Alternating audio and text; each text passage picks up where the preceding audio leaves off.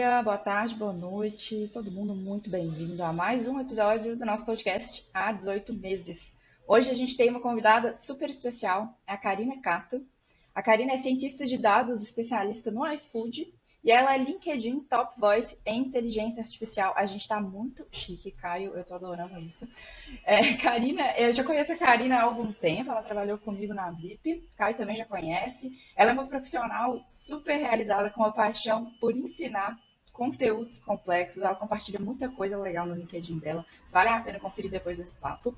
E hoje a gente vai mergulhar um pouquinho no mundo do prompt engineering, que é um tópico que ela trouxe recentemente num artigo e que está dando muito o que falar, né? A gente já falou algumas vezes aqui, pinceladas, então, tenho certeza que vai ser um papo muito legal. A gente vai aprender mais sobre o que é o Prompt Engineer, por que é importante, como que ele muda a forma como a gente trabalha com IA e outras coisas aí relacionadas ao tema. Muito bem-vinda, Karina. Bom dia para você, Caio. Bom dia, Karina, tudo bem? Bom dia, gente, tudo bem? Tô bem animada de estar aqui com vocês hoje. Faz tanto tempo que a gente não se fala. É muito legal a gente voltar aqui com esse tópico que está super em alta agora em 2023. Muito. Karina, vamos começar então contando um pouquinho para quem está ouvindo ou assistindo sobre sua jornada até se tornar uma cientista de dados e uma top voice aí no campo da IA. Como é que foi esse caminho? Olha, Duda, eu comecei assim, eu diria que a minha carreira começou na Take. Eu comecei como analista de inteligência artificial, né? Sou formada em ciência da computação. Eu trabalhei lá por 2 anos e meio, mais ou menos. Lá eu também fui cientista de dados, Machine Learning Engineer. A parte de Machine Learning Engineer foi junto com ciência de dados, muito porque a gente precisava disso em Data Analytics. E lá na Take eu aprendi muito sobre processamento de linguagem natural, né, que é uma das áreas relacionadas à inteligência artificial, mas mais para texto. Então foi muito bacana, porque a Take é uma plataforma, né, de construção de contatos inteligentes. Então eu aprendi muito sobre agentes conversacionais, essa parte de Natural Language Processing, que me ajudou bastante na minha carreira. Antes disso, na minha graduação, eu tive muito contato com a parte de visão computacional. Então, é muito mais voltada para imagens. E depois, eu entrei no iFood, entrei como cientista de dados especialista. No iFood, eu já toquei várias áreas, também voltei a tocar um pouco em imagens, voltei a trabalhar com textos e até com outras áreas, inclusive um pouco com recomendação, que era uma área que eu não tinha tido tanto contato antes. E aí, como é que foi se tornar uma top voice no LinkedIn? Como é que isso aconteceu? Olha, eu vou te dizer que você tem um pouquinho assim de estar muito relacionado com essa história de eu ter começado a criar mais conteúdos. Porque quando eu estava na Take, eu não sei se você se lembra, uma das minhas primeiras palestras foi quando eu fui para São Paulo, lá para um VIP Meetup, e eu estava junto também com o Matheus Regis na época. A gente foi lá apresentar. Não apenas apresentar, foi um workshop também. Sim, Eu foi um lembro. workshop. Foi uma das minhas primeiras palestras presenciais. Eu gostei muito, eu até comecei a compartilhar mais conteúdo desde então. Eu lembro também que uma das minhas lideranças na Tech me falou assim: ó, você precisa compartilhar mais conteúdo, você tem muitas ideias e elas ficam muito presas na sua cabeça, sabe? Você não se envolve tanto assim com a comunidade, você poderia estar agregando muito mais, pegando mais de outras pessoas que têm bastante conteúdo e estar compartilhando o que você sabe. Então, desde então, eu comecei a escrever mais, dar mais palestra, fazer mais networking. Então, já se passaram uns 3 anos e pouco. E desde então, eu não parei de escrever e participar de mais palestras. Aí eu tô até com uma newsletter no LinkedIn, comecei a escrever alguns artigos mais técnicos, sejam para pessoas que queiram aprender um pouco mais sobre ciência de dados. Então lá eu coloquei também alguns artigos. Se você quer se você quer começar a aprender sobre ciência de dados, o que você precisa? Quais que são as habilidades técnicas? Quais que são as habilidades comportamentais? Quais que são materiais de estudo que você pode consultar, que vão te ajudar nessa jornada? Quais são tópicos importantes? Então, tudo isso eu falo um pouquinho lá. Agora eu estou também trazendo um pouco mais de conteúdos, que nem a Duda comentou no começo, sobre Prompt Engineer, né? Porque agora em 2023, alguns tópicos que todo mundo ouve falar muito são LLMs, Generative AI, Prompt Engineer. Então, também estou tentando trazer um pouco dessa novidade. Mas como que a gente consegue ensinar de forma consciente para as pessoas? E como que a gente desmistifica um pouquinho daquilo que elas acreditam que é, versus o que é na realidade. E é bem diferente, né? Tipo, tem muita gente entrando para a área agora e aí vem com muitas ideias assim diferentes e aí vem não bem um choque de realidade, mas olha, é assim que as coisas funcionam, é assim que a gente faz as coisas. Como é que tem sido para você assim, tipo, ajudar a galera, não sei, eu não vou dizer migrar de carreira, mas conhecer mais o universo de ciência de dados através de você? Como é que você se sente? Olha, é uma responsabilidade bem grande, vou te dizer, mas eu fico muito feliz quando as pessoas conseguem fazer migração de carreira e me falam assim, olha, aqueles artigos que você publicou foram que me ajudaram a dar o direcionamento que eu precisava. Por quê? Porque eu estava me sentindo extremamente perdido antes. E essa é a ideia dos artigos mesmo. Eu tento dar mais um direcionamento. Eu não estou te dando um curso ali que você completa esse curso, pronto, agora você virou um cientista de dados. Não, você que vai ter que correr atrás, você que vai ter que consumir esse conteúdo. Eu estou mais te indicando assim, ó, essas aqui são os tópicos importantes, e essas são algumas dicas, e daí em diante é com você. Você que vai precisar traçar esses steps para conseguir chegar lá. Mas é muito gratificante quando as pessoas entram em contato comigo e falam que isso que foi o pontapé inicial para elas. E eu vou te contar, a gente, quando eu estava preparando aqui para fazer esse episódio, a gente viu lá, a sua newsletter tem 4.500 pessoas, a gente, caramba, tipo, tá bem grande, cresceu bastante. E tem muito conteúdo bom, eu recomendo a galera a dar uma conferida e também assinar a newsletter, né? E aí, Karina, eu queria, você comentou aqui agorinha a questão do Prompt Engineering para 2023, né? Não sei se vai ser a palavra do ano, mas no seu artigo, que é um que a gente vai utilizar como base aqui para o nosso episódio, você fala bastante sobre Prompt Engineering, né? Então, ou engenharia de prompt em português. Então, para quem não está muito familiarizado com esse termo, assim, será que você podia explicar para a gente o que é e por que ele é tão importante hoje? Ah, joia, bacana. Prompt Engineer pode ser novo para muitas pessoas, mas eu acho que ChatGPT não é, né? Desde final de 2022, muita gente teve contato com o ChatGPT. Para quem não sabe, ChatGPT ele é um tipo de Large Language Model, né? Que a gente chama de LLM. E esse é um tipo de modelo de linguagem. E o interessante é que nós conseguimos melhorar um pouco do comportamento do ChatGPT usando prompts. E é essa ideia de você conseguir melhorar e criar bons prompts que está relacionada ao prompt engineer. Então, se você conseguir criar esses prompts melhores e ir iterando, você vai conseguir um resultado melhor ao interagir com o ChatGPT ou outros modelos de linguagem. Então, o prompt engineer nada mais é do que isso, uma área nova que busca você criar novos prompts que são instruções, ou você melhorar, otimizar esses prompts para uma determinada tarefa específica. Então, é mais ou menos isso. Legal.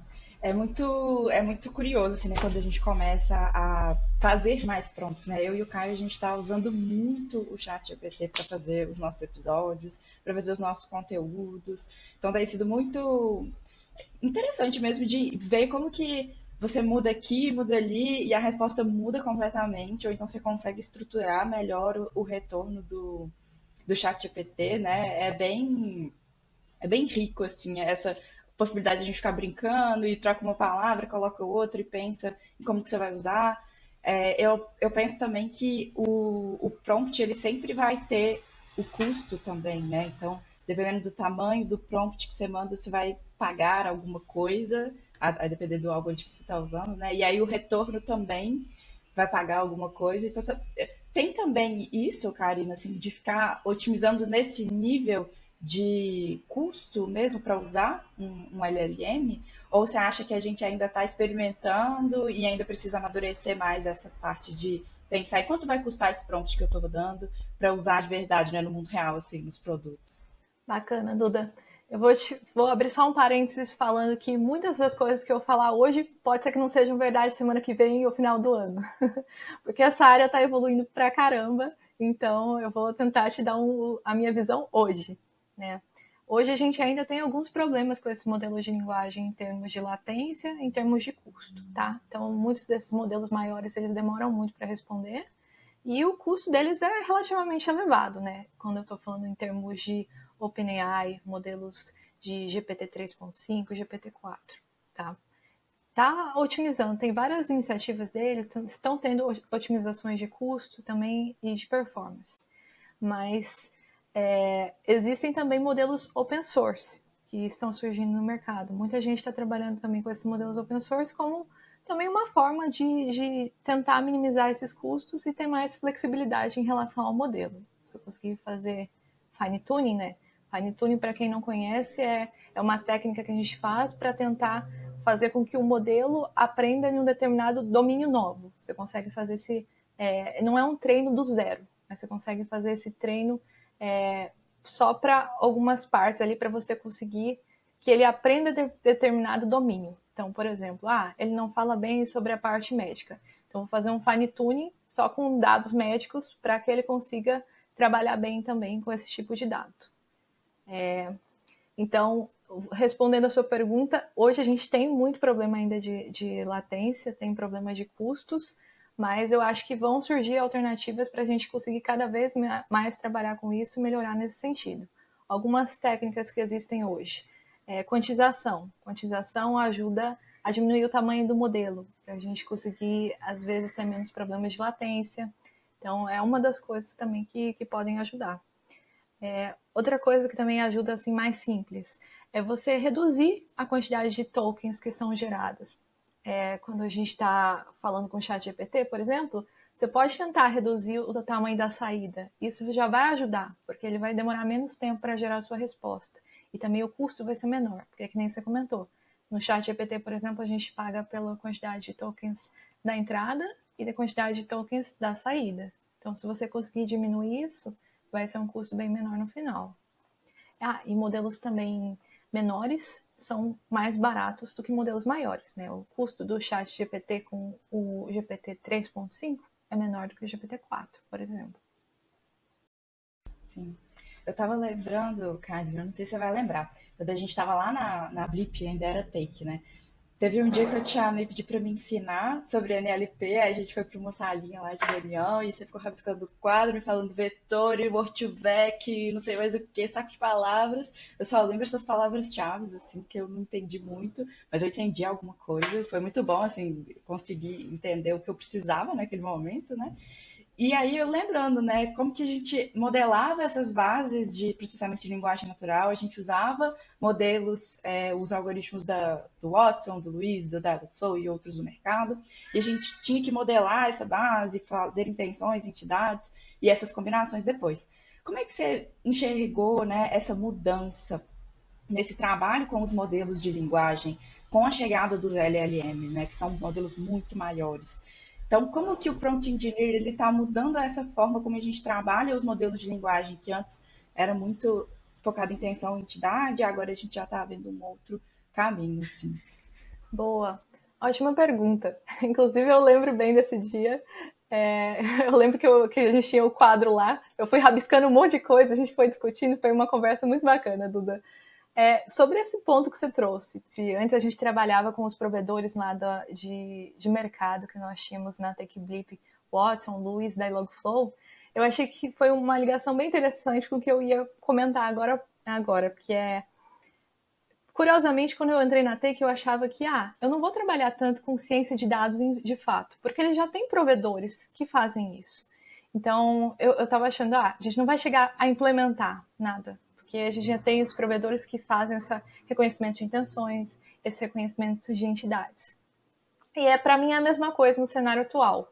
Eu acho que existem esses modelos esses modelos de mercado, mas isso não quer dizer que a gente não vai chegar a precisar também do machine learning tradicional ou de outras formas de trabalho. Por quê? Porque tem muita coisa ainda que a gente vai precisar fazer fine tuning, tem muitas coisas que não funcionam tão bem utilizando esses modelos novos. Tem cenários simples, problemas simples que a gente não precisa de um canhão para matar uma mosca, por exemplo. Então, eu acho que é super importante as pessoas ainda aprenderem mais a base antes de pularem já direto para esses modelos novos.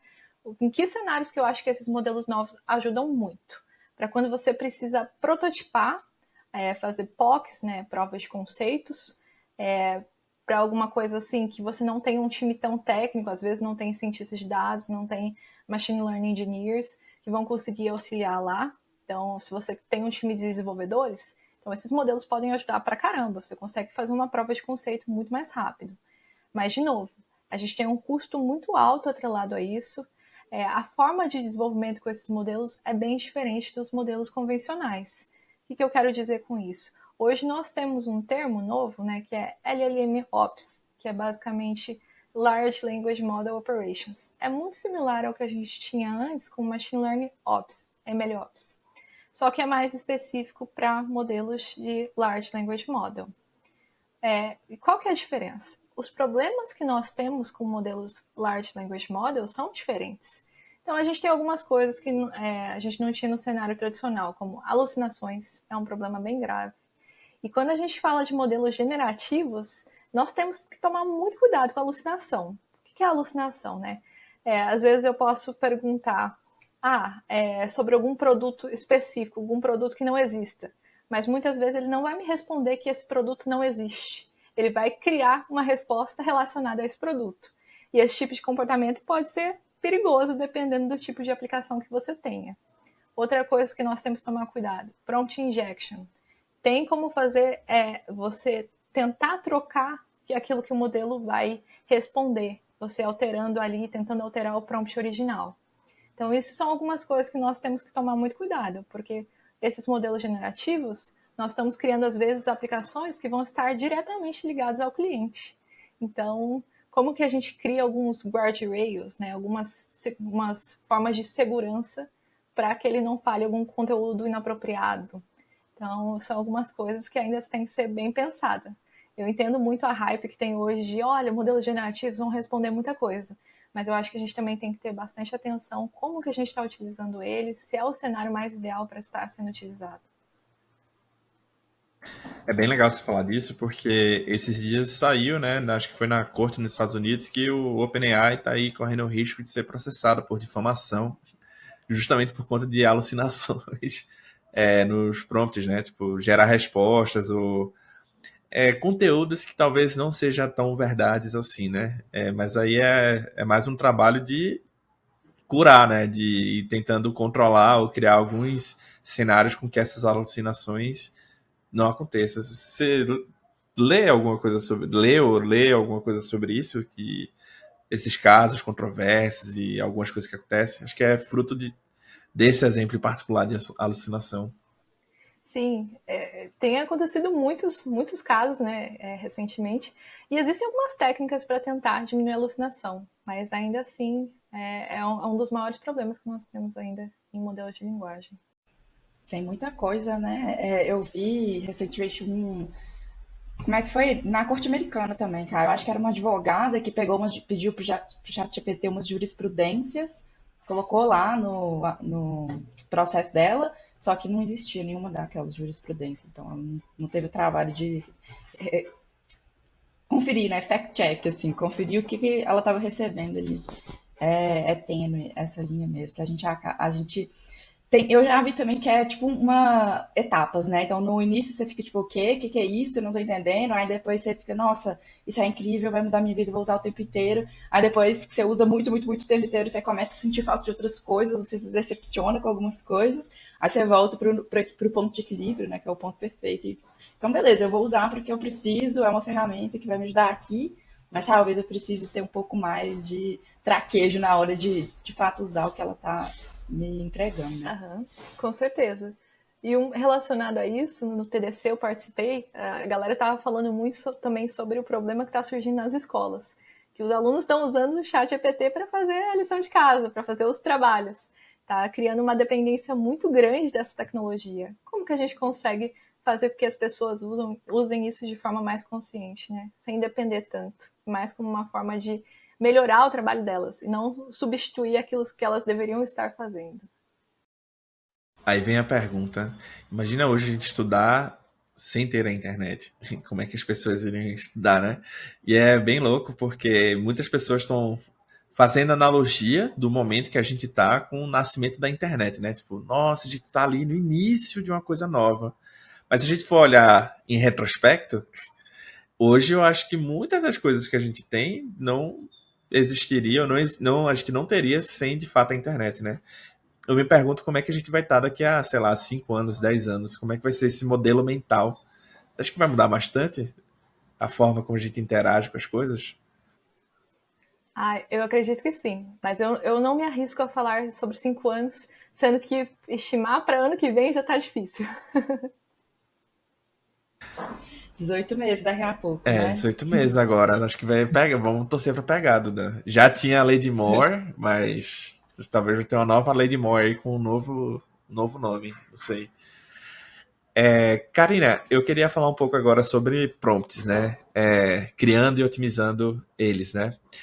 Você mencionou, né, que tem essa questão da engenharia de ter a ciência de custos, como a gente pode não apenas reduzir os custos para as empresas, mas também fazer os prompts com melhor input e output, né? Tem o tamanho do prompt que vai e a resposta que vem. E aí eu queria quebrar essa pergunta em algumas etapas, assim, para a gente poder deixá-la um pouco mais didática. Será que você podia explicar para a gente o, como é que o prompt engineering acontece na prática, da instrução até a resposta? O que é que acontece ali? Eu não vou enviesar muito sua resposta, mas quais são as etapas que tem no momento que eu escrevo e no momento que eu recebo a resposta? Excelente pergunta. Eu acho que eu vou voltar um pouco atrás e falar que para você ser bom em prompt engineer, você também precisa ser bom em problem solving, né? Essa é uma coisa que muita gente não fala muito, mas tem até um artigo sobre isso na Harvard Business, que fala sobre prompt engineer não é o futuro. Aí nele ele fala muito sobre a necessidade de problem solving.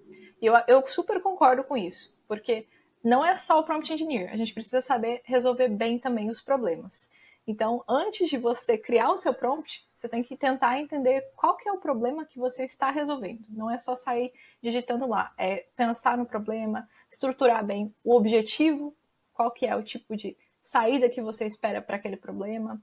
Então, um ponto super importante é esse, conseguir estruturar bem qual que é o problema e quais que são os pontos desse problema. Muita gente acaba cometendo o erro de gerar alguns prompts super grandes e textuais ali, gigantescos ali em um parágrafozão. Então fica difícil você conseguir que o modelo tenha um bom resultado com esse tipo de prompt. Eu sempre brinco assim com a analogia. Pensa que você está pedindo ajuda para um amigo. Então, eu vou pedir ajuda para o Caio, para a Duda, e eu vou passar meu problema. Eu preciso ser clara sobre qual que é o problema que eu quero ajuda.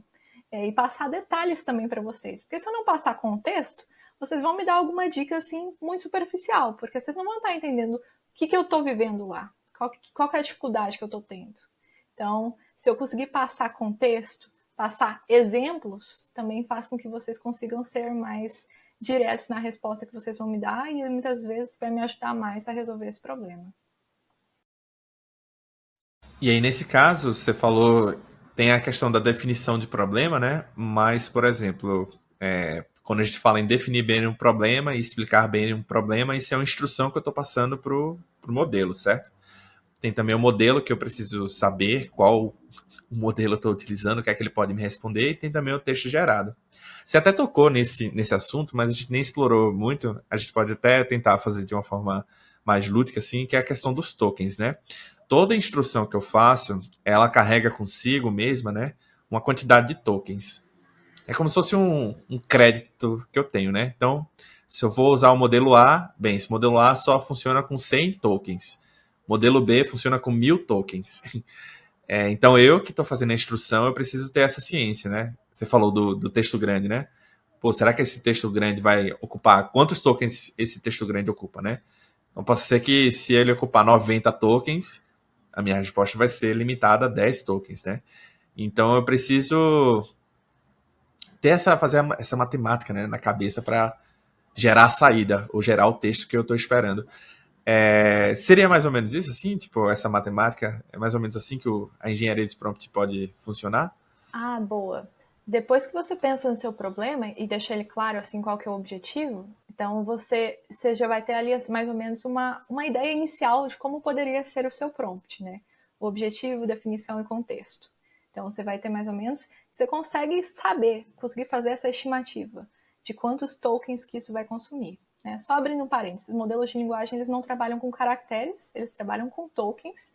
E dependendo do tipo de modelo que você está utilizando, você tem algumas ferramentas que podem ajudar a estimar quantos tokens que estão sendo consumidos ali. Então, por exemplo, o OpenAI, para os modelos dele do ChatGPT 3.5 e o 4, tem lá numa página de tokenizer lá que você consegue jogar o seu texto e ele vai te falar quantos tokens que aquilo equivale para sua entrada. Então aí você consegue ter mais ou menos uma ideia. Assim, eu vou te dizer que a quantidade de tokens do OpenAI é bem grande hoje. Então, tipo, o modelo 3.5 a gente tem 4.000 tokens e tem até a possibilidade de escolher versões diferentes para 16.000 tokens. E o modelo 4 funciona com 8 e 32.000 tokens. Mas um ponto importante, quanto mais tokens você escolher desse modelo, mais caro vai sair, né, também. Então, não coloque muito conteúdo extra que não for necessário. Eu sempre falo pro pessoal, depois que você termina de escrever a sua definição inicial, faz um teste com esse seu baseline, esse seu prompt inicial. Porque se já estiver bom aí, você não vai precisar sair adicionando mais um monte de instrução, mais um monte de coisa que vai custar caro depois. Então, esse aqui é seu baseline. E outro passo importante para o Prompt Engineer, como que você valida que esse prompt está bom? Dependendo do tipo de tarefa que você está resolvendo, você pode tentar criar métricas, criar testes para tentar ver se esse prompt está bom. Porque senão você vai sair no escuro, né? Tipo, tô trocando essa palavra por essa. Será que tá bom o resultado? Tá ruim? Tá melhorando? Não. Não fica claro para você. Então você precisa de métricas claras, tipo uma base de validação para conseguir iterando nesses prompts. Você precisa de testes automatizados. Então, isso são passos bem importantes para você ir na direção certa. É igual você treinar um modelo. Tipo, como que você garante que as features que você usou no modelo, elas estão melhorando, são melhores do que a original? É nesse processo de iteração. Então, é a mesma coisa com prompts. E na parte de otimizar, né? Como é que você trouxe esse exemplo de trazer métricas e por aí vai. Mas na hora de eu escrever o prompt, será que tem algumas dicas ou técnicas de otimização que a gente pode implementar no prompt em si? Será que você poderia compartilhar alguns exemplos com a gente? Boa. Beleza. Tem algumas que eu falo assim, mas eu acho que é muito bom também testar, fazer o fluxo inteiro para você ver se para o seu caso de uso isso também funciona. Porque eu, sinceramente, não acredito em prompts mágicos, templates mágicos, de que esse prompt vai funcionar muito bem para esse problema, para cada um dos modelos de Large Language Model. Então, eu acho que varia muito do problema. Mas algumas dicas gerais. Se você não precisa escrever em português, escreva em inglês, que os resultados vão ser melhores. Por quê? Porque esses modelos de linguagem muitas vezes foram treinados com um corpus, né, que são dados de treino, muito maior em inglês do que em português. Então, essa é uma dica importante. Outra coisa, tente usar instruções claras. Então, seja direto. Evite coisas que não são necessárias. Por quê? Porque cada uma das palavras que você for colocando no seu prompt, elas vão ser tokenizadas, elas vão ser transformadas em vetores e elas vão estar afetando o resultado da sua saída. Então, se você for colocando muita coisa que não é importante, não é relevante, isso vai ser ruído no final. O modelo vai se perder no meio daquilo. Então, se você conseguir criar frases curtas e claras, eu sempre falo para as pessoas, muita gente coloca muito mas ficam uns textos gigantes. Tenta usar com frases menores. Então, frases curtas com pontuações claras. Isso aqui ajuda muito no resultado final do seu prompt. Separa o que é objetivo, separa o que é exemplo. Exemplo é um ponto super importante. Muitas vezes, para tarefas mais complexas, que o modelo não está respondendo bem, a gente precisa passar exemplos de entrada e exemplos de saída, porque aí ele vai conseguir entender melhor qual que é o seu problema. A gente chama isso de few shot learning, tá? Então, passando esses exemplos para o modelo, ele vai conseguir responder melhor. Tem a diferença entre você usar 100 exemplos, que se chama zero shot learning, e estar passando com exemplos, que é o few shot learning. Aí você pode até comparar os resultados, vai ver que vai estar muito mais direcionado para aquilo que você precisa quando você passa esses exemplos. É bem legal porque a gente, como pessoas do Brasil, a gente às vezes é um pouco prolixo, assim, até na forma como a gente comunica, sabe? Então, já vi muita gente, estava fazendo prompt, né? Estava pensando aqui em fazer uma conversa, um texto sobre tal coisa. Por favor, você poderia me ajudar a escrever um texto, etc. No caso, o prompt poderia ser só, cria um texto, 3 parágrafos sobre o tema X. Aham. No caso, a objetividade seria mais ou menos nesse caminho, né? Tentar fazer com que ele seja mais acionável, digamos assim. Isso, exatamente. Eu já vi gente sendo muito gentil também no prompt, agradecendo, sendo muito formal ali. Não, você não precisa de tudo isso, não precisa embelezar tanto. Vai direto ao assunto que muitas vezes o seu resultado vai ser melhor. Aí nesse caso é mais, não é nem questão de ser grosso ou grossa, mas é economia, né? Engenharia, tokens, a Sim, gente tem que saber trabalhar, porque isso, de certa forma, vai impactar na interpretação e na resposta com que certeza. o modelo vai gerar de volta. Essa questão do exemplo é muito interessante, né? A gente está fazendo alguns desenvolvimentos lá no time. E aí tem dois pontos que, quando você falou, me remeteu na hora. Assim. Primeiro é o exemplo, né? Então a gente devolve para o modelo um exemplo de retorno que a gente espera. Eu sei de outro time que está entregando outro tipo de exemplo, né? Não só de retorno, mas exemplos de pergunta que as pessoas podem fazer e para essas perguntas o que deve ser retornado. No nosso caso lá no time a gente está passando para o GPT um exemplo de retorno. Então a gente espera que, né, a partir disso você entregue para a gente isso aqui. E o tal do prompt injection, né, que é essa coisa do não sei se é do brasileiro, né, do ser humano, de tentar ficar encontrando as brechas e quebrar o negócio, né? Com o chatbot era quebrar o bot, agora é quebrar o LLM, né? E aí é difícil, né, Karina, a gente conseguir proibi-lo de fazer, de falar alguma coisa, ou de falar sobre certos assuntos, de dar um tipo de resposta, porque ele gosta de inventar, né? Ele gosta de falar. Às vezes eu tô conversando com o chat GPT e aí eu falo, não, eu vou te passar uma coisa e tal, e aí eu dou um enter só para ele se situar. Só que ele não se situa, ele já me traz um texto gigante que é não sei o que, já começa a inventar um tanto de coisa. Então, como é que tem alguma dica pra gente evitar esses prompt injections, assim, pra gente conseguir fazer com que ele retorne só o que a gente quer e não retorne o que a gente não quer? Essa é uma ótima pergunta. Isso é um tema de estudo, tem muitos papers surgindo sobre isso ainda. Assim, a dica mais básica que todo mundo usa é colocar no próprio prompt. Não fale sobre outros assuntos que não sejam esses. Ou também tentar delimitar onde que está a instrução. Então, você coloca alguns caracteres especiais. Então, tipo, tá entre aspas ali, só a sua instrução começa e termina aqui, para que ele não pegue instruções novas provenientes do usuário. Mas eu vou te dizer que existem algumas formas de burlar isso também. Então, é um tema bem complicado, esse de prompt injection. Pô, eu confesso que eu já brinquei com de tentar burlar ele. Teve uma vez que eu fiz longa história curta. Eu mudei recentemente e eu coloquei umas prateleiras na cozinha e aí o espaço ficou bem apertado para colocar um air fryer. Comecei a procurar na internet, não estava conseguindo encontrar no Google porque ela tinha que ter um tamanho exato.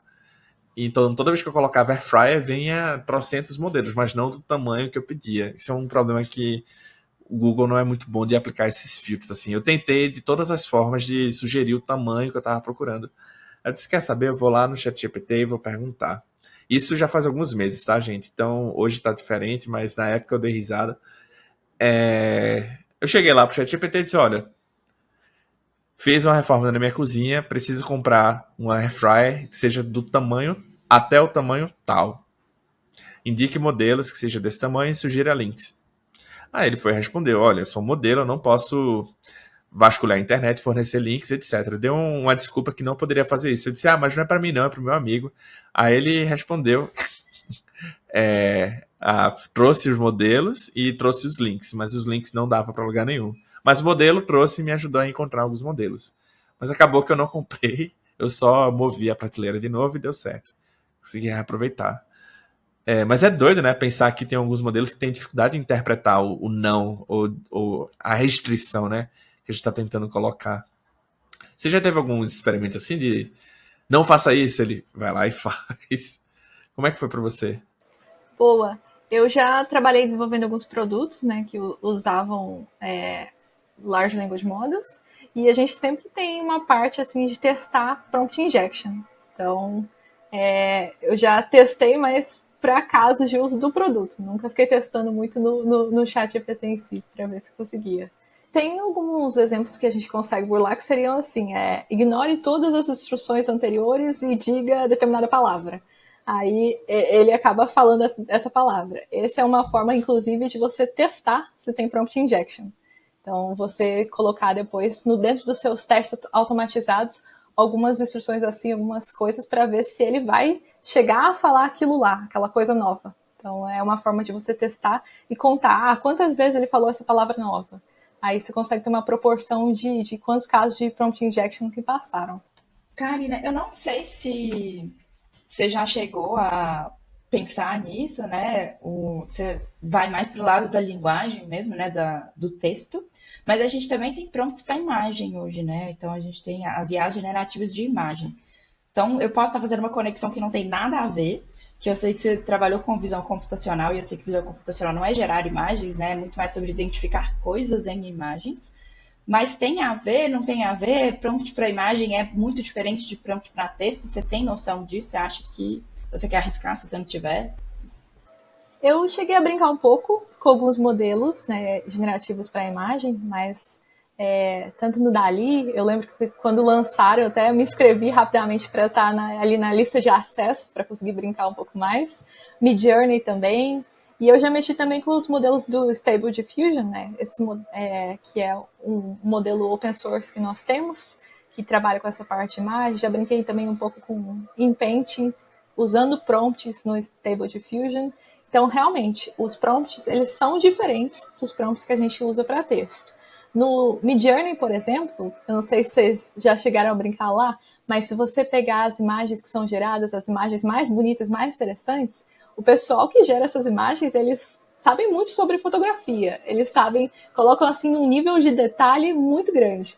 E a forma como eles colocam no prompt também é bem diferente do prompt que nós temos mais para problemas textuais. Que nem eu falei, nos textuais a gente quebra mais em objetivo, quebra em exemplos. Nesse de imagens, muitas vezes a gente coloca aqui qual que é o conteúdo principal para ser gerado da imagem, algum separador indicando tipo alguns detalhes dessa imagem. Então, eu quero com o fundo assim, eu quero com uma resolução dessa outra forma, eu quero com... Assim, gente, eu não entendo muito de fotografia, mas dá para colocar muito detalhe dentro desses prompts para que fique uma imagem super realística, ou até você consegue passar vários estilos diferentes, seja quero de pintura a óleo, quero um cartoon, quero estilo mangá, o que for.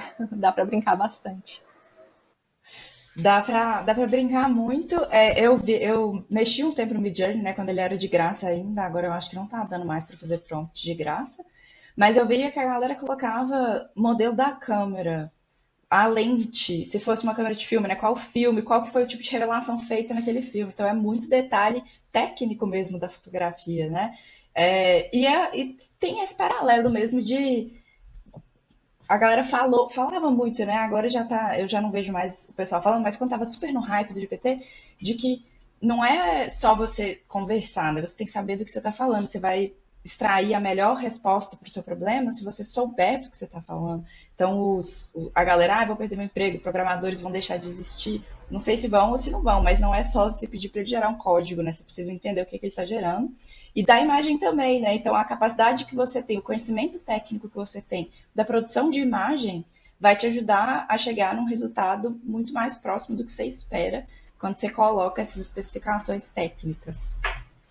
Com certeza. Esse é um ponto bem importante. Porque se você não entende do problema, você também não vai saber nem se ele respondeu uma alucinação ou não.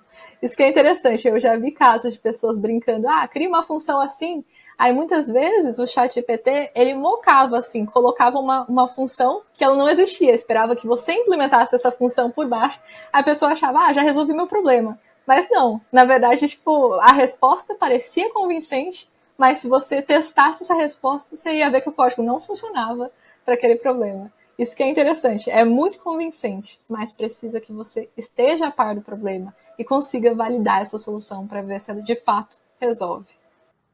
Assim, eu já tirei um pouquinho de foto da minha vida, e é muito legal o quanto de instrução você consegue passar apenas por dizer o tipo da lente e o tipo de abertura da câmera. Ou enquadramento que você quer. São 3 informações que você consegue passar com 2 palavras. Então, por exemplo, utilize uma lente 50mm com abertura 1.8. Isso dá um campo de distorção na imagem muito grande, que é aquele fundo desfocado, né? A gente chama esse Bokeh Effect, o efeito Bokeh. Então, eu já vi, de vez ou outra, eu vejo alguns vídeos da galera gerando imagens, mais com esse teor fotográfico, digamos assim, e são prompts bem específicos, sabe? E aí você... É que nem na vida real, né? Quando você conversa com alguém, sabe da profundidade que você não sei, é uma coisa muito humana, assim, você sentir domínio, profundidade na pessoa em relação a determinado tema. Eu acho que é isso, assim, é uma habilidade que a gente precisa desenvolver e com o tempo ir melhorando as perguntas, né? Não é apenas sobre as respostas, é a gente saber sobre o que a gente está perguntando. E aí, Karina, eu queria emendar esse parênteses que eu fiz com a próxima pergunta sobre processos iterativos no prompt, né? Lá no seu artigo, você também sugere um pouco a ideia, né, de ter um processo de melhoria, de ir testando, de ir analisando, de otimizando os prompts que você está fazendo. E aí eu queria saber se você poderia desenvolver mais um pouco esse pensamento e também compartilhar alguns exemplos de como isso funciona na prática, né? O processo interativo de um prompt. Boa, bacana. Só ia abrir um parênteses antes falando, ó, Duda, a gente já sabe quem que a gente vai copiar nossos prompts de imagem aí. Só pegar os prompts do Caio aí de fotografia. Com certeza. Sobre a parte interativa, gente, existem algumas ferramentas, tá, que auxiliam também você a testar esses prompts mais rápido, ter esse processo de, mexi em alguma palavra agora, será que ficou melhor do que o prompt que eu tinha anteriormente? Será que não quebrou nada novo que estava funcionando antes? Mas isso ainda é muito novo. Tem algumas que eu estava testando. Uma delas, por exemplo, é o Chainforge, que é uma ferramenta que está com interface gráfica, que você consegue ir lá brincando vendo assim, para o seu prompt, criar algumas visualizações no final e alguns testes. Tem o Prompt Full também, que é um para prompts. Estão surgindo cada dia novas ferramentas para isso. Eu vou te dizer que eu ainda não acho que exista uma melhor, mas quem sabe futuramente vai ter uma que vai ser mais adotada pelo pessoal que está trabalhando com isso. Como que eu acho que deve funcionar esse processo de iteração? Que nem eu comentei, depois que você termina a sua versão inicial do prompt, cria então uma base de validação. Você pode fazer esse processo, você mesmo implementar esse processo, de depois passar nessa base de validação e ver quantas respostas estão corretas daquilo que você esperava. Mas, de novo, isso depende muito do tipo de problema que você está respondendo com o seu prompt. Por exemplo, supondo que eu tenha um prompt de classificação. Eu quero classificar se a pessoa está feliz, se ela está brava ou se ela está triste dentro do texto que ela mandou. Então, aí eu uso esses 3 labels na minha base de validação: feliz, triste e brava. Então, eu consigo saber, se eu colocar manualmente esses textos, quantos que o prompt está acertando lá, quanto que o modelo acerta com esse prompt, digamos assim. Então, está acertando, sei lá, 70 de 100. Então, está com acerto 70%. Se eu mudei essa outra palavra, ele começou a acertar 80% e não mais 70%. Se eu mudei essa aqui, ele caiu para 60%. Então, essa ideia de iteração é muito você ter esse processo de como que você sabe que você está caminhando para a direção correta, tá? Então, seja criando testes automatizados, seja criando visualizações, seja criando bases de validação, você precisa de alguma coisa para te indicar. Por quê? Algumas pessoas, elas têm mania de sair mexendo no prompt sem saber se o resultado está ficando melhor ou pior. Às vezes testa uma coisa só e até melhorou para essa uma coisa, mas piorou para várias outras que você tinha testado anteriormente. E se a gente está pensando em um produto mesmo, que vai para a produção, então a gente precisa ter um processo mais automático para isso. Porque quem garante que uma versão nova não está quebrando várias outras coisas que estavam funcionando antes? Então é mais ou menos essa ideia do iterativo que eu queria passar. De novo, eu acho que não existe uma ferramenta hoje que seja a melhor ou pior para fazer isso. Tem várias formas. E eu acho que também depende muito do problema que você está resolvendo com esse prompt. Eu vou compartilhar um experimento que eu fiz, Karina. Foi... como é que eu posso dizer? Eu tenho um trabalho que eu estava fazendo que eu precisava fazer classificação de alguns textos. Então, para eu poder. É uma classificação, né? Uma coisa bem subjetiva, mas ao mesmo tempo eu queria ter algo que me ajudasse a balizar, avaliar melhor a minha própria classificação, sabe? E aí eu comecei a usar o ChatGPT para me ajudar a fazer essas classificações. Então, basicamente olha, eu estou lendo aqui um artigo, eu queria classificar esse artigo em 3 categorias, A, B e C. Eu queria que você me ajudasse a entender qual categoria melhor esse artigo se encaixa. E aí eu comecei a fazer isso dessa forma, mais ou menos. Pedia para ele classificar. Depois de um tempo, eu comecei a ver que se eu pedisse para ele classificar a classificação dele ficava melhor. Tipo, atribuir uma nota para a classificação. Olha, eu acho que esse tema aqui tem 70% de relação com o objetivo A. E aí eu comecei a ver que, ao eu pedir para ele refletir, né, sobre a nota que ele atribuía, as respostas começaram a ficar melhor, mais dentro do que eu estava imaginando. Às vezes, claro, ele alucinava. Você está falando uma coisa, ele nem menciona esse tema no artigo. Por que você está classificando dessa forma? Mas é isso. Eu comecei a pedir para ele gerar alguns parâmetros e algumas estatísticas, acho que umas notas que ajudassem ele a refletir melhor sobre as notas que estavam dando. Seria mais ou menos uma por aí que você estava sugerindo? Ou outros tipos de análise, né? De teste? Isso. Só ia comentar sobre esse seu problema. Uma forma também de ajudar as respostas serem melhores é também colocar no prompt uma opção de outros. Se não for em nenhuma dessas opções que você tinha anteriormente, criar esse outros mais como um backup caso não se encaixe em nenhuma delas, para garantir que não vai ter essas alucinações ou escolhas incorretas. Isso também acaba ajudando bastante. Esse processo de iteração é análogo ao nosso arquivo de teste, Karina, lá nos modelos de NLP. Isso, exatamente. É bem esse processo mesmo, Duda. E é que nem quando a gente trabalhava assim, vendo como que o modelo estava se comportando de acordo com as entradas do usuário. A gente ia iterando aos poucos, né? Tipo, vamos criando uma intenção nova para resolver esse outro problema, vamos criando entidades. Tipo, era muito incremental esse processo. Acho que é essa palavra que eu queria. Que você não vai começar com o melhor prompt, mas você vai iterando aos pouquinhos, para cada vez mais melhorando e resolvendo algum tipo de problema específico que tinha ali. E muitas vezes esse dado também pode ir mudando, porque você criou sua base pensando que era isso que seu usuário ia falar, mas aí você vai monitorando depois que o produto entra lá em produção mesmo, e você vai vendo, olha, não era exatamente isso. A gente chama isso até de data drift, né? Que pode ter esse desvio aí dos dados que a gente treinou ou otimizou o modelo para isso. É a mesma coisa com o prompt. Você vai precisar estar acompanhando isso para estar melhorando aos poucos. Legal. Karina, vou te fazer uma pergunta, se você puder compartilhar, senão pode ser mais genérica. Como é que vocês têm feito IA no iFood? O que vocês têm olhado? Como é que vocês estão trabalhando com IA lá? Eu vi que teve algumas coisas recentemente na mídia, né? O que você puder compartilhar com a gente seria muito legal. Olha, esse assunto especificamente eu não consigo te dar muito detalhe. Mas basicamente a gente está tentando trabalhar também um pouco com Generative AI. Existem alguns projetos que estão surgindo. A gente compartilhou, assim, acho que recentemente alguns na mídia, de 2 produtos. Esses 2 produtos, eles usam Generative AI para tentar atender o nosso cliente da melhor forma. Então, seja otimizando a jornada do usuário. Então, por exemplo, muitas vezes a gente tem algum usuário que está muito indeciso sobre aquilo que ele quer pedir. Então, aí a gente tenta usar essa Generative AI como tanto uma forma de comunicação, quanto também ajudando a ele ter sugestões melhores para determinado restaurante, para determinado mercado. Boa, não, já compartilhou coisas legais aqui, ideias. E aí, Karina, acho que agora a gente vai chegar numa parte do episódio. Não sei se o Caio quer falar mais alguma coisa antes da gente entrar, não? Então, uma parte que leva o nome do podcast, que é o Há 18 Meses.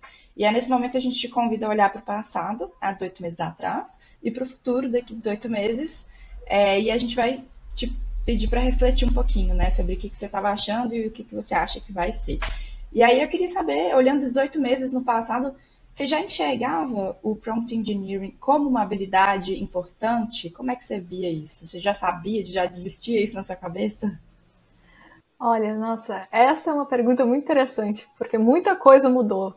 É, faz desde 2018, se eu não me engano, que a gente já tem alguns modelos de linguagem que usam Transformer, né? Que é o BERT.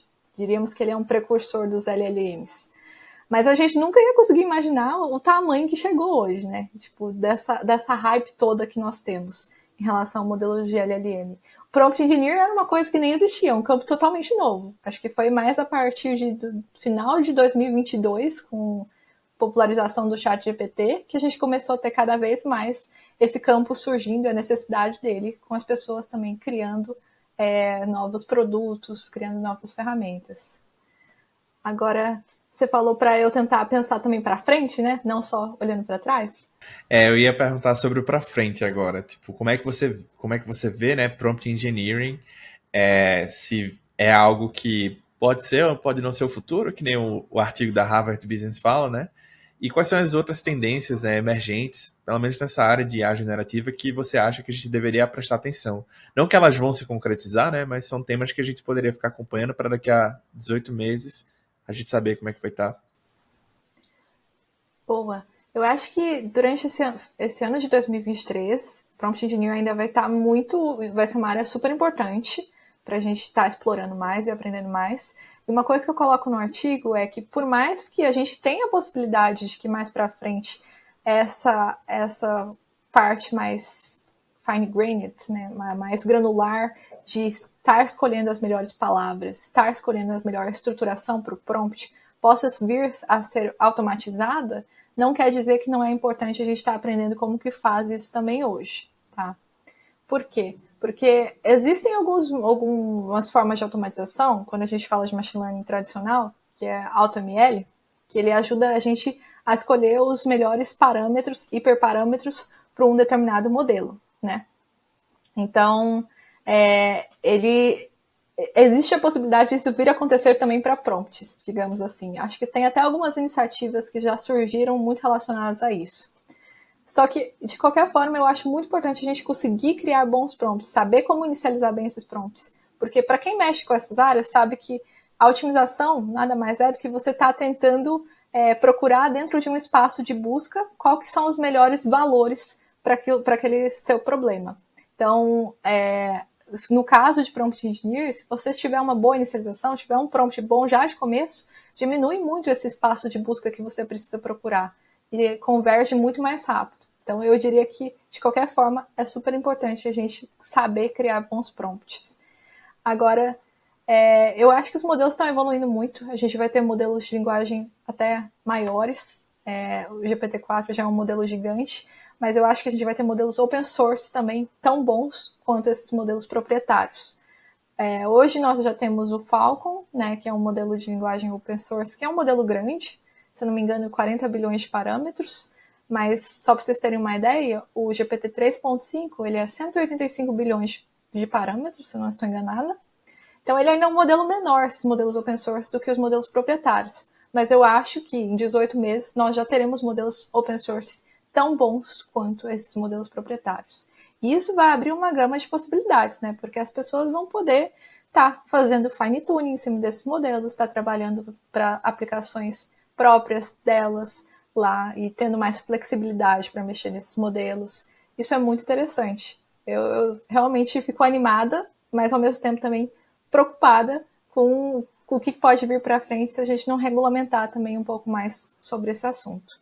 Por que eu falo isso? Porque hoje em dia, depois desse boom que nós tivemos, estão sendo gerados muitos conteúdos com IA generativa, seja imagem, seja texto. Vocês estão vendo até que a internet está ficando um pouco poluída, de tanto que as pessoas estão criando conteúdos com isso. Não sei se vocês já perceberam, no YouTube também eu falo pro pessoal que estão criando assim, vídeos de como você monetiza criando canais, assim, conteúdo automaticamente, seja a parte de vídeo, seja a parte de texto, seja a parte de áudio. Então, as pessoas estão cada vez mais tentando ter renda passiva usando Generative AI e poluindo mais a internet. Demais. Tem aquele, não sei se você acompanhou, ele tá no LinkedIn toda hora, o João Ferrão. que ele fez uma empresa com o GPT-4, não sei se vocês viram. Logo que lançou o GPT-4, aí ele falou, me ajude a criar a empresa mais rentável possível com 1 hora por dia de dedicação e capital inicial de $1.000.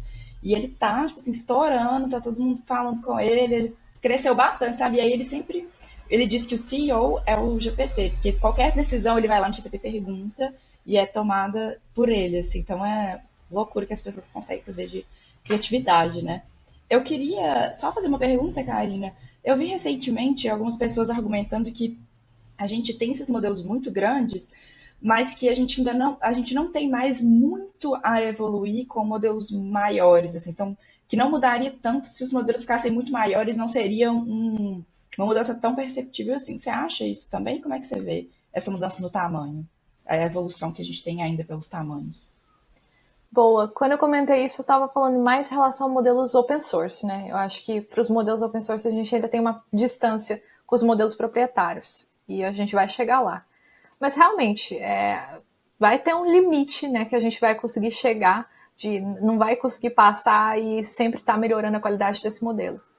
E também a gente vai ter um limite também de infraestrutura para conseguir suportar esses modelos. A OpenAI fez um milagre, né, com a forma como funciona o GPT-4, porque é um modelo gigantesco, né? Tem pessoas que estimam até de 1 trilhão de parâmetros nesse modelo. Então é um modelo imenso. Se vocês já tentaram servir algum modelo desse, sabem do trabalho que dá, e a quantidade de GPU que consome isso aí. Então, assim, eu realmente acho que a gente vai chegar em um determinado limite e vai estar se preocupando muito mais com a qualidade dos dados que estão entrando do que o tamanho do modelo de fato. Bem, Karina, a gente está chegando aqui à reta final do nosso episódio. Eu queria saber se você tem alguma dica, conselho para a galera que está ouvindo, que quer aprender mais sobre Prompt Engineering ou que desejam seguir, né, na carreira de ciência de dados. Inclusive, eu deixo aberto aí para você falar um pouco mais do seu projeto também. Legal. Bom, pessoal, eu diria para vocês que vão seguir essa parte de Prompt Engineering ou que vão mexer com o modelo Generative AI, não fiquem dependentes demais dessas novas tecnologias. Que nem eu comentei, usem isso aí para tentar aumentar a produtividade de vocês, mas não fiquem dependentes de você precisa do ChatGPT para conseguir resolver determinado problema. Não, tenta sempre você mesmo estruturar, ter em mente o que você quer resolver com esse problema e não das respostas que ele vai gerar. Porque eu te digo que a qualidade que ele gera é muito de acordo com aquilo que você passa. Então, se você não sabe validar e você não tem conhecimento, a qualidade também vai ser baixa no final. E sobre quem quer entrar em ciência de dados, eu também acho que é bom você começar pela base. Eu tenho alguns artigos lá no meu LinkedIn falando um pouco sobre isso, quais que são habilidades necessárias. Eu não indico para você pular de cabeça já nesses aprender sobre LLMs, porque tem uma gama de outras coisas que você precisa aprender antes de estar entrando em Large Language Models. Large Language Models usam uma arquitetura bem complexa de transformers. Não é um assunto que eu indico para quem está começando, né? Tem muitos outros steps antes desse. Boa, obrigada, Karina.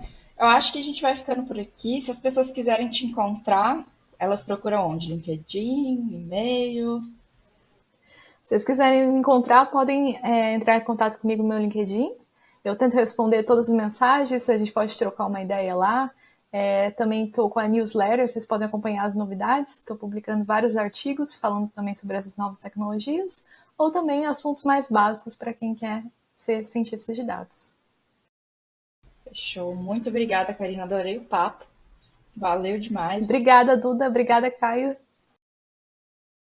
Até a próxima. Obrigado. Até a próxima. Tchau, tchau.